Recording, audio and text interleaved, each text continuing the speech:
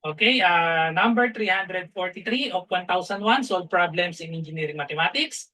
So a rhombus has diagonals of 32 and 20 inches, determine its area. Okay, so we have direct formula for this.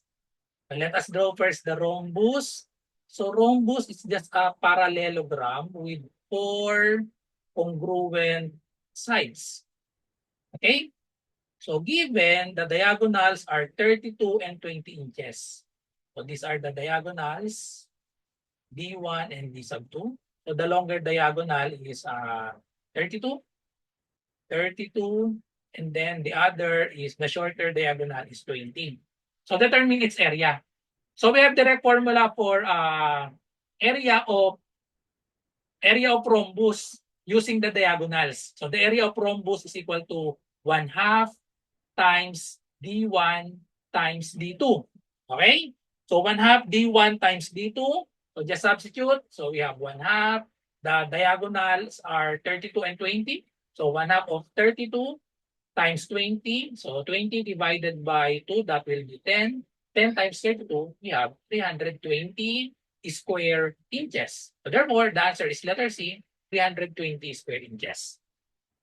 Okay, so another problem, number 344.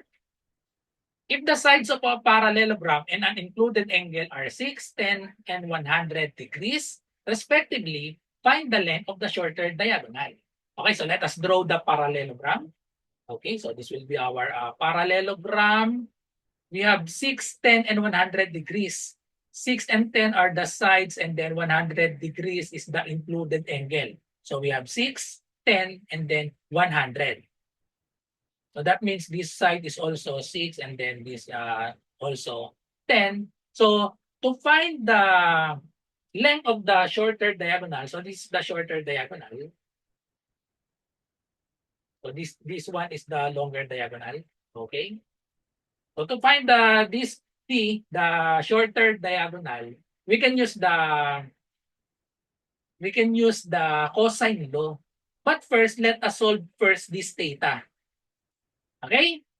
So let's apply the angle sum theorem.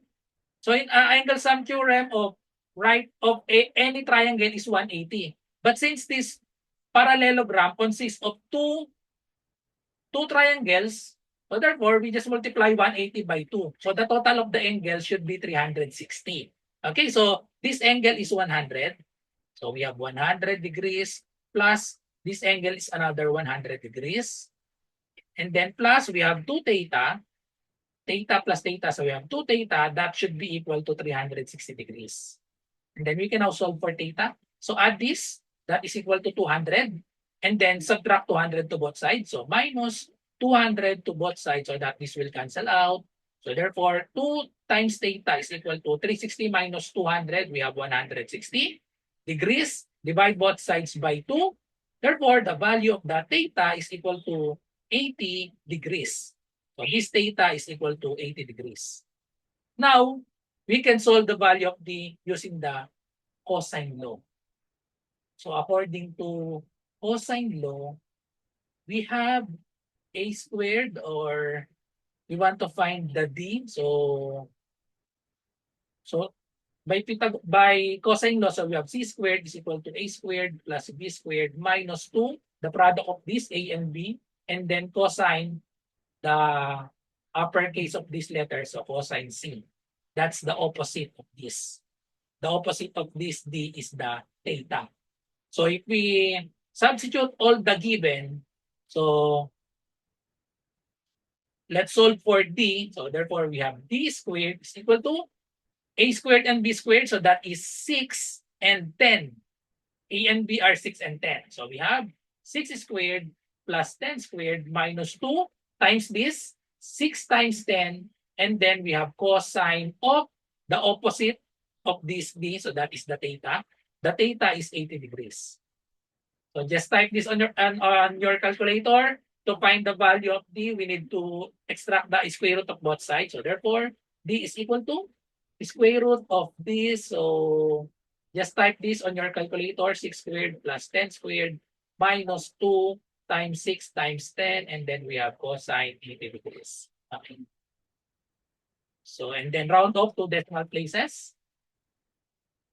So let's use our scientific calculator. 6 squared, so that is 36, plus 10 squared, so that is 100, minus, so let's multiply this. I will put parenthesis, 2 times 6 times 10. So 2 times 6, that is 12 times 10, that is 120. And then multiply by cosine 80 degrees. So in this calculator, I will type first the 80, and then press the cosine, and then the close parenthesis, and then the equal sign. So we have 115.16, and then we get the square root. Okay, so square root, and then we have 10.73, round off 2 decimal places. So the final answer is 10.73, and that is letter C. Okay, so approximately 2 decimal places, the value of the diagonal is 10.73. There's no unit, so 10.73, letter C. Okay, so that's it. So thank you for watching. I hope you learned something from this video, and see you on another math tutorial for engineering mathematics. Bye.